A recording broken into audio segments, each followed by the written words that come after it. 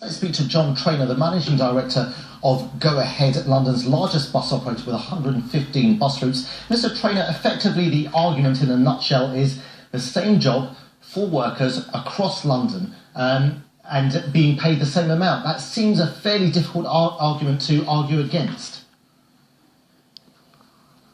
Absolutely. I can understand why people would want to achieve that, and actually I'm a little bit confused myself why some of the reasons why we haven't done it is Unite's reluctance to talk to us to try and get to that situation. So you're happy to speak to Unite to try and move this forward?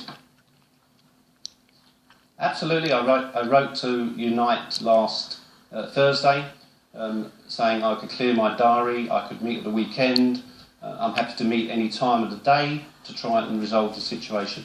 Unfortunately, they didn't want to meet me locally and said, the strikes will continue. OK, Mr. Trainer, we put that point straight to Mr. Kavanagh here. It seems like at least one side is trying to move things forward. If Mr. Trainer was representing all 18 bus operators, we might have a way forward. Of course, Mr. Trainer... He's certainly representing the biggest. He's one of 18, it certainly is the biggest operator. What we need to do is get around the table with all the operators. Mr. Trainer can't solve this problem on his own, and he knows that. What we need is a sensible, rational forum in which we can discuss moving the pay structures that we've currently got, hundreds of different pay rates, towards a proper pay structure where people doing the same job can receive the same pay. OK, you use the words rational and sensible. Do you think it's rational and sensible not to take up an offer from the managing director of the biggest bus company in London to not even speak to him? John's been slightly disingenuous because John and myself have actually spoken on at least 2 occasions face-to-face in the last 2 weeks, along with another operator.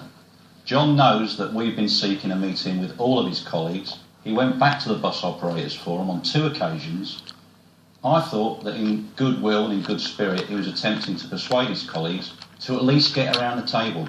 We've written a draft framework that would operate within the remit of the law, of course, for him and his colleagues to agree to start talking to us. That's what we're seeking. Right, well in that case let me go back to Mr. Trainer, because it seems like you two gentlemen don't speak to each other, certainly on the Unite Union side anyway. Mr. Trainer, this is what Mr. Kavanagh wants. He wants you to meet with him with the other bus companies so this can be resolved.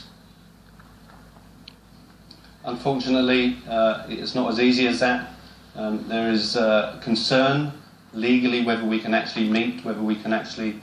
At the end of the day, we're actually in competition, all of the bus operators with each other, and there is an act called the Competition Act. Sorry, Mr. Trainer, there's a problem legally whether you can actually meet.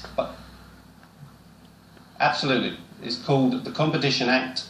It's managed by the Competition and Markets Authority, and one of the fundamental principles of competition law is if you are competing against something, you can't even share information that would allude to collusion, which would allude to price fixing, which would get accused of a cartel, and we have informed that to Unite. Our solution to it was actually we would refer it to the Competition and Markets Authority to try and resolve. So, Mr. Trainer, sorry to interrupt, 6 months to do. The gist I'm getting from you is that the law needs to change in order to solve this strike, because actually it's Londoners who are losing out. Does the law need to change? Absolutely, which is why I'm very keen to meet. I can only meet locally, legally. I'm keen to do that and resolve this situation. I must apologise, firstly, to the customers who've been inconvenienced today. That's not what I want to do. I want to provide a service to them with 100% of our services running, and I'm keen to resolve it. OK, Mr. Trainer, thanks very much for that. Just briefly, you've got 2 more strike actions planned. It seems this is a bit of a stalemate. No one's moving forward. Londoners are losing. Well, first of all, as you just said, it's ludicrous to suggest that it's unlawful to meet. And secondly, as John knows, as Transport for London, I believe, also know, it is not unlawful for employers and unions to sit down.